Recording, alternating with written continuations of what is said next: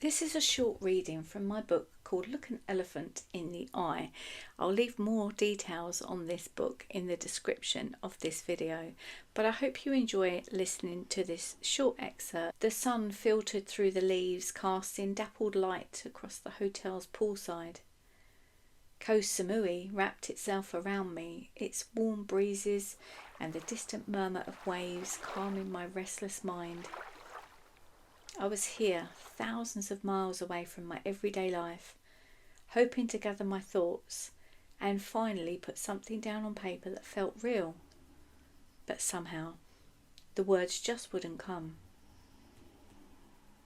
I sat there, notebook open, staring at half-hearted scribbles that seemed to go nowhere. Out of the corner of my eye, I noticed a hoodie was thrown onto the chair next to me. As the server brought my cappuccino in a glass cup, someone was settling into the lounge chair next to mine. Turning my head, I did a double take, not quite believing it was him. The voice of a generation, a man who'd sold out stadiums across the world. And here he was, just as much a guest in this little piece of paradise as I was. I didn't stare, but it was impossible not to steal glances. After a while, he caught my eye and gave me a faint smile. "Good place to think, isn't it?" he said, nodding towards my notebook. I laughed, feeling a little embarrassed. "Yeah, maybe too good. It's hard to get much written when it's this relaxing." He leaned back in his chair, gazing out at the pool's rippling water. "I get that. I came here for the same reason. Needed a break from the madness." His tone was casual, but it felt surreal to be having a conversation with someone so famously out of reach. We began talking. I found myself opening up, admitting how I'd been struggling to write, how I wasn't even sure I was on the right path. "Do you fancy talking more about this?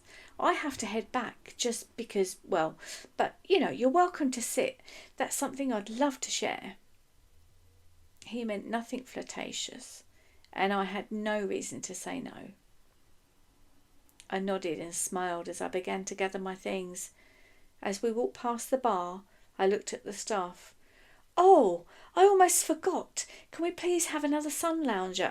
We've only got one by our pool." On our way to check-in, Jazz and I had walked past the most luxurious looking place, and there was a guy in the pool just laying with his head leaning back. I'd decided in that moment he had the best villa. I didn't know it was Simon. As he turned up the steps, I gasped and held my mouth. "This is the most stunning villa in Zara Beach, right?" "It is, isn't it? I come here when I can. It's such an escape. Love it." His blue eyes pierced into mine. I wanted the option to be able to take my creative brain somewhere to work on my craft. He let out a little grin as if he could see exactly what I was feeling. "Coke, is it?" He'd noticed my drink from by the bar. I nodded and he gave a sign for me to sit by the pool. As he walked away, I tried to see inside the villa, but it gave similar hues to the one we were staying in. As Simon returned, he looked at me and quirkily laughed, just like I'd seen him do on Instagram, handed me a glass of ice and a can of Coke. "Okay, now talk."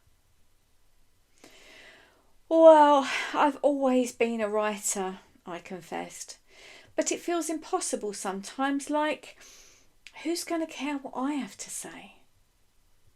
He listened, nodding thoughtfully. "I know that feeling," he said. "For years I played to empty clubs, crowds of 10, maybe 15 people on a good night. I doubted myself constantly, wondering if it was all just a waste of time. But I kept going because, well, I had to. It was like I didn't have a choice." Hearing him talk about those early years of struggle made me see him in a new light. I'd only ever known him as the superstar, the one who made success look so easy. But here he was, admitting that he'd faced the same doubts, the same fears of not being enough. We talked for the next half hour. He brought my attention to the idea of there being so much talent in the world. There were singers better than him, but it was about endurance, grit and belief.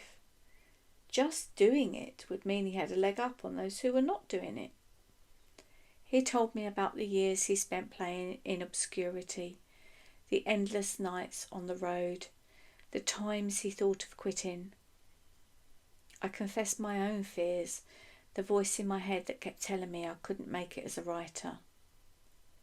Weaving his fingers into each other, as if he was sat at a boardroom, he leaned forward, fixing me with a steady gaze. If writing is in you, you can't ignore it. It's going to eat at you until you give it everything. It doesn't matter how long it takes or how hard it gets. The only way you'll ever know is if you do it. His words struck deep within me, a truth I'd been avoiding. He was someone who understood the ache, that restless need to create, and who had found a way through. So funny how seeing to come see your shows on my bucket list. Apparently James, someone from my past, he came to the concert and he said it was so electric he couldn't sleep for 3 days after. He grinned his delightful smile. Come, be my guest. We are always on the road. I gathered up my notebook, feeling a new kind of calm. I wasn't alone in this feeling at all. I'd watched enough biographies about musicians that I should know there is always a struggle. You've been very honest and you're very inspiring, Simon. It's been absolutely wonderful to meet you. Thank you. The pleasure is mine. You've possibly unlocked a little idea in my mind now. Seeing you, watching you figuring this out, it's taken me back to a time when I was in your shoes. Perhaps the next lyrics will fit there somewhere, like something about listen to the inner voice. He seemed thoughtful. I told my twins if I had my life over again, I'd want to work in music. Too late now. I trailed off and we hugged goodbye. Jasmine would never believe this.